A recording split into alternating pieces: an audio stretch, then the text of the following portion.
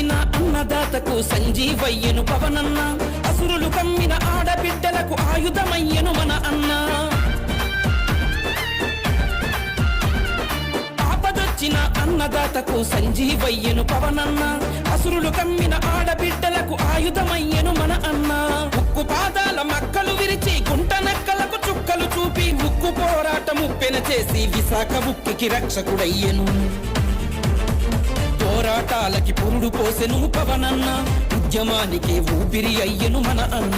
పోరాటాలకి పురుడు పోసెను పవనన్న, ఉద్యమానికే ఊపిరి అయ్యను మన అన్న.